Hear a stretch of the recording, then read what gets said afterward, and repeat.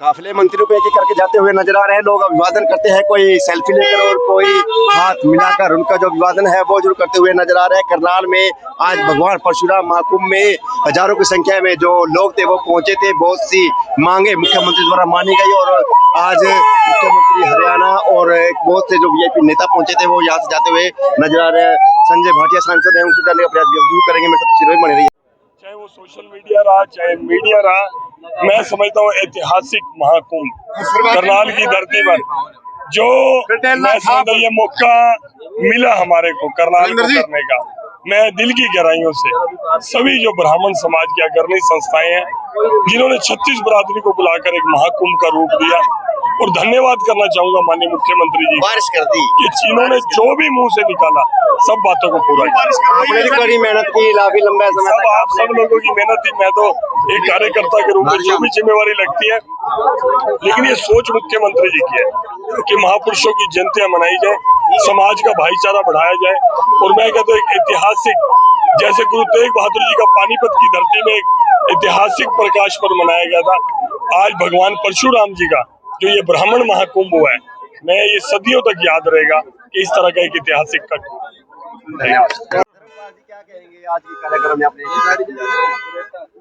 आज तो माननीय मुख्यमंत्री जी का भी, जितने केंद्र के मंत्री थे या एमपी थे या विधायक थे, जनता को देख के बहुत गदगद हो रहे थे भी किस तरह माननीय मुख्यमंत्री जी के समर्थन में डॉक्टर अरविंद शर्मा जी ने जो ये इतना जनसमूह इकट्ठा किया और श्री परशुराम ये जो महाकुंभ बनाया, ये मेरे ख्याल महाकुंभों में से भी महाकुंभ बनाया। मैं इसके लिए डॉक्टर अरविंद शर्मा जी को बहुत बहुत बधाई देता हूँ और जितने भी इसके पदाधिकारी हैं उनको भी। और जो माननीय मुख्यमंत्री जी ने घोषणा की, जरूरत भी थी, उसके हिसाब से मैं माननीय मुख्यमंत्री जी का भी धन्यवाद करता हूँ। आप मानते हैं इस तरह के महाकुंभ होते रहेंगे तो अपनी भाईचारा जो बढ़ेगा? भाईचारा इससे बड़ा तो होना बहुत मुश्किल है। जो डॉक्टर अरविंद शर्मा ने किया माननीय मुख्यमंत्री जी का सहयोग के लिए, बहुत बड़ा, और ऐसे होता भी रहना चाहिए, और तभी हम कुछ देश के लिए कर पाए। धन्यवाद। 11 तारीख का जो भगवान परशुराम महाकुंभ हुआ, जो ब्राह्मण समाज ने माननीय मुख्यमंत्री से उम्मीद थी उससे भी ज्यादा माननीय मुख्यमंत्री जी ने पूरी करी।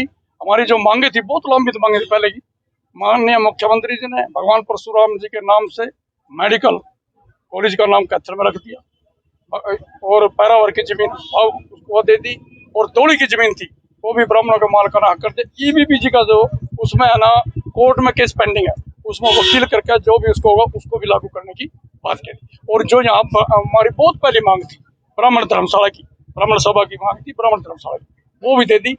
और भगवान परशुराम जी महाराज का नाम कर दिया इसका जो कल्पना चावला वाला है जो धर्मशाला है जिसपे, और चौक है जो इसका जीर्णोद्धार कर दिया।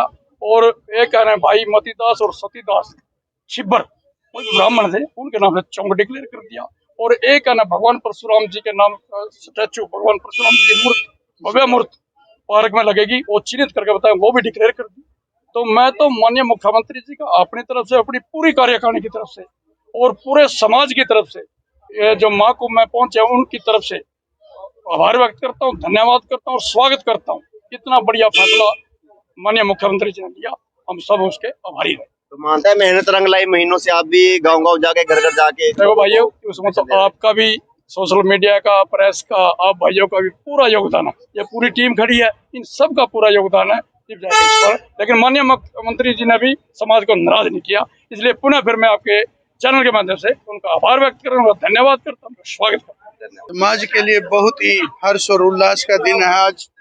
मैं तो कहता हूँ कि आज का दिन एक निश्चित कर लेना चाहिए और पर्व के रूप में जो मनाया गया सरकार के द्वारा, इसमें मनोहर लाल खट्टर जी का बहुत बहुत धन्यवाद। और समाज की जितनी भी मांगे थी, और हमारी जो क्षेत्रीय मांगे थी, जमीन की मांग थी, चौक की मांग थी, और जो राज्य लेवल की मांग थी, दौड़े की जमीन की, एक यूनिवर्सिटी भगवान परशुराम के नाम से, मतलब जितनी भी मांगे थी उससे बढ़ चढ़कर मुख्यमंत्री जी ने आज घोषणा की है। और सबसे बड़ी मांग हमारी युवा की जो ईबीपी जी की थी, 10% आरक्षण को उन्होंने आश्वासन दिया कि जितने बच्चे हमारे अभी पेंडिंग है उनको जल्द ही कोर्ट में वकील हायर करके उसको चुनौती करके उसको जल्दी ही ज्वाइनिंग कराएंगे। तो समाज के लिए बड़ा ही गर्व का दिन आज। जितनी भी समाज कमेटी सब पूरी हुई, सीएम साहब का और आपका, सोशल मीडिया का, चैनल का, सहकार बंधु का, सभी का मेरी ओर से, जिला करनाल ब्राह्मण सभा की ओर से, जितने भी क्षेत्र से, हरियाणा से लोग आए, उन सभी का बहुत बहुत धन्यवाद। क्या नाम सर आपका? सुशील गौतम, उपाध्यक्ष जिला करनाल ब्राह्मण सभा। तो एक बड़ी घोषणा मैं ये कर रहा हूं कि भगवान परशुराम जी का जन्मदिन अक्षय तृतीया ये गजटेड हॉलिडे होगी और ये इस साल से लागू हो जाएगा।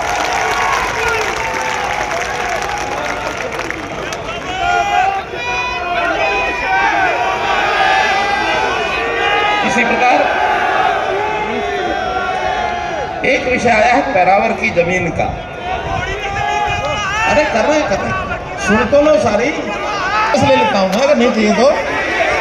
अच्छा सुनो, अरे सारी बोल रहा हूं, सारी आखिर तक तो सुनोगे कि नहीं? आखिर तक नहीं सुनो भी की थी। और अगर गॉड ब्राह्मण कॉलेज के संस्था के लोग यहाँ बैठे हों तो 51 लाख रुपया उसमें दे के भी आया था मैं। बताओ, गॉड ब्राह्मण कॉलेज के लोग बैठे हैं, देखे आए थे ना। और वो 51 लाख आज तक भी खर्च नहीं कर पाए हैं, बैंक में यूं का यूं पड़ा है।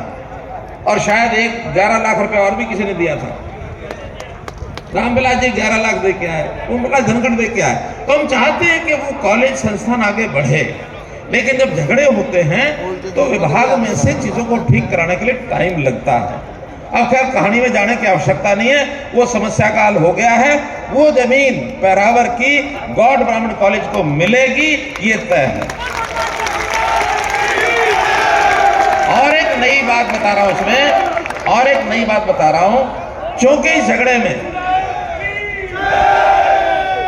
झगड़े में 2009 से ये जमीन लीज पर ली गई थी, 2042 में खत्म होनी थी। अब चूंकि 13 साल उसमें बीत गया, कुछ हुआ नहीं। बाकी चीजों की भरपाई तो कर लेंगे, 13 साल कैसे उसमें से भरपाई करेंगे? इसके लिए किसी समाज के व्यक्ति के पास जवाब नहीं है। मैं जवाब लेके आया हूं कि अब 2022 से नए सिरे से और 33 साल के लिए 2055 तक इस लीज को रिन्यू किया जाए, ताकि ये 13 साल में जो आपके जरूरत होगी धर्मशाला के लिए आप लोग अप्लाई करेंगे। वीर सावरकर जी का नाम ले लो, मंगल पांडे के जैसे नाम की बात आई। कितने ही महापुरुष इस काम में आगे रहे। ब्राह्मण समाज के भी वीर जवानों का, बलिदानियों का बहुत बड़ा योगदान उसमें रहा है, उसमें कोई कमी नहीं रही है। तो मैं समझता हूं ब्राह्मण समाज का दर्जा समाज में एक ऊंचे दर्जे के नाते जो रखा गया है, उस दर्जे को हम सब मेंटेन रखेंगे और उस दिशा में आगे चलते रहेंगे। ज्ञान, धैर्य, उच्च चरित्र, मानव मात्र के कल्याण की जो बात है, ये लगातार हम करते रहेंगे। तो मित्रों, भाइयों, आज भी समाज के अंदर बहुत सी कुरीतियां हैं। इन कुरीतियों को समाप्त करने के लिए अगर सबसे आगे आना होगा तो अपने समाज को आना होगा। चाहे वो दहेज प्रथा है, चाहे वो भ्रूण हत्या जैसी ऐसा एक लोगों ने कुछ इस प्रकार से कुछ कुकर्म करते रहे हैं, जिसको सरकार भी सख्ती से और जो लड़ाई लड़ रही है, तो इस प्रकार से हम धर्म की रक्षा करने के लिए सब बुराइयों को हमने मिटाना है। इसी प्रकार से जैसे नशाखोरी, ये नशाखोरी भी जो है ये बहुत बड़ा एक अभिशाप ये हमारे समाज में लगा है। इस पर भी हमको कमर कसनी है, आगे बढ़ना है।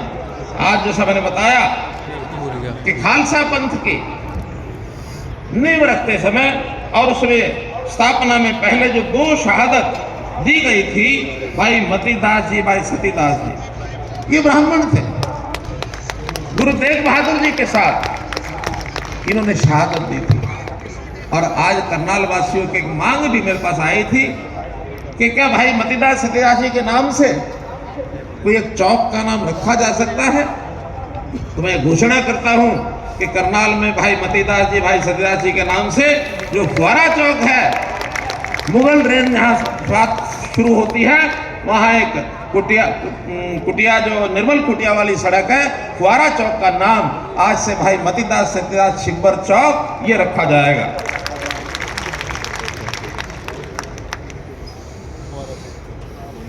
जैसा हम जानते हैं, जैसे मैंने उल्लेख किया दादा लक्ष्मी चंद जी का, दादा लक्ष्मी चंद जी की रागनियों ने हरियाणा के प्रदेश की जनता को कितना उसमें कुरेदा कितना उनको दिशा देने का काम किया। अभी पिछले दिनों में दादा लक्ष्मीचंद जी की फिल्म आई थी, मैंने स्वयं देखी है। जरा एक बार पूछना चाहता हूँ, आप लोगों में से दादा लक्ष्मीचंद जी की फिल्म किस किसने देखी है? जरा हाथ खड़े करें। बहुत लोग अभी नहीं देख पाए हैं, आधे ही लोगों के हाथ खड़े।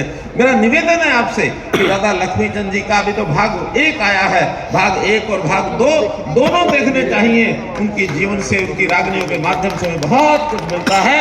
और हम दिया है, हमारी एक यूनिवर्सिटी रोहतक में विजुअल आर्ट्स की एक यूनिवर्सिटी है, रामविलास जी ने हमें कहा कि इसका नाम दादा लक्ष्मीचंद जी के नाम से, हमने उसी समय स्वीकार किया, रामविलास जी उस यूनिवर्सिटी का नाम दादा लक्ष्मीचंद जी के नाम से वो यूनिवर्सिटी अब कहलाएगी। तो इस प्रकार से हम संतों महापुरुषों के इस काम लगातार इसमें लगे हैं, कर रहे हैं।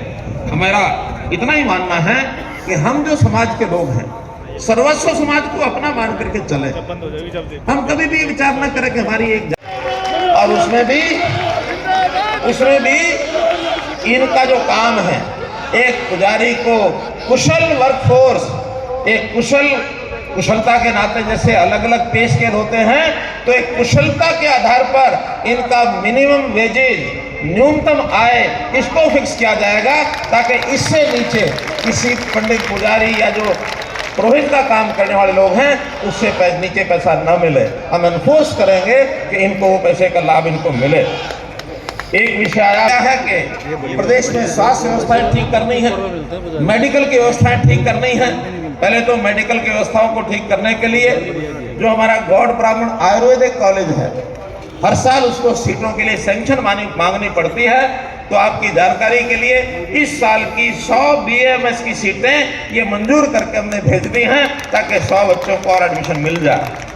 और साथ ही वहाँ पर MS और MD की मांग है, 7 सब्जेक्ट में 5-5 सीटें, 35 MS MD की सीटें भी हम अपनी ओर से मंजूर करके केंद्र सरकार को भेज रहे हैं, ताकि तुरंत वहाँ से परमिशन मिले और इस बार का MS और MD का एडमिशन उन बच्चों को वहाँ मिल सके। और ऐसा ही एक संस्थान के नाम की जो बात मैं कह रहा था, हमारे मेडिकल कॉलेजेस बन रहे हैं, लगभग हर जिले में एक मेडिकल कॉलेज हो जाएगा। अभी कैथल मेडिकल कॉलेज की नींव ये रखी जा चुकी है, लेकिन नाम नहीं रखा था। हमने तय किया है कि कैथल मेडिकल कॉलेज का नाम भगवान परशुराम मेडिकल कॉलेज रहेगा। ये भी जानकारी आपको देंगे।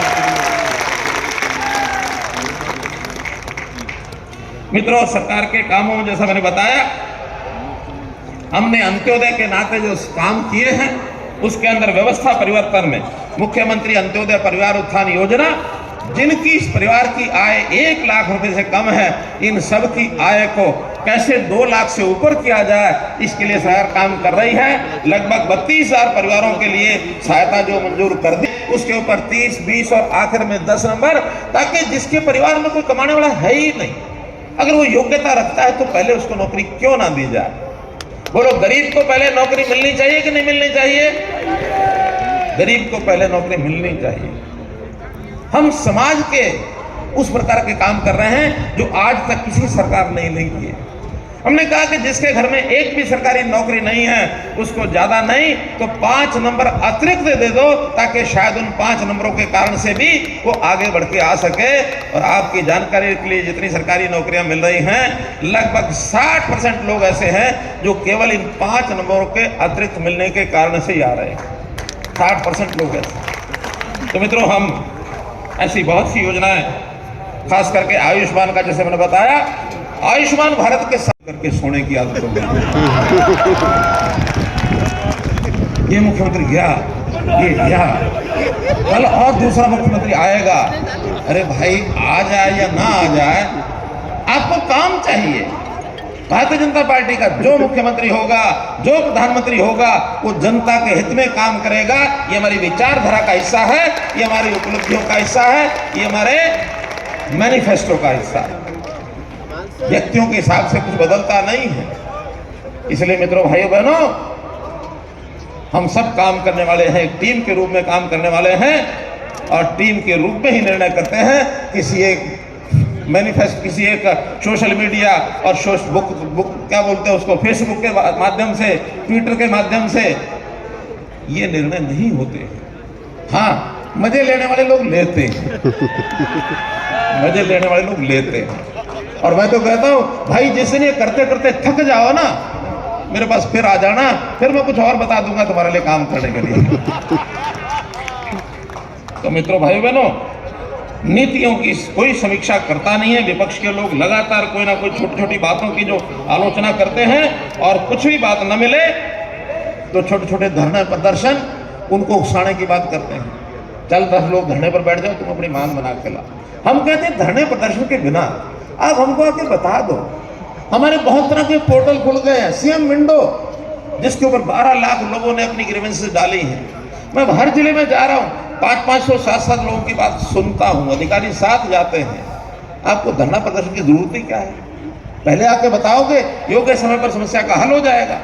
समस्याओं का हल करने के लिए बहुत योजनाएं हमने बनाई हैं। हर दिन किसी एक योजना को पकड़ कर इसको हल कैसे करना है, समस्याओं का समाधान, विवादों का समाधान, मेरा खुला चैलेंज है। आप समस्या के लेके आओ। जय जय परशुराम, सर्वे भवन्तु सुखिनः, सर्वे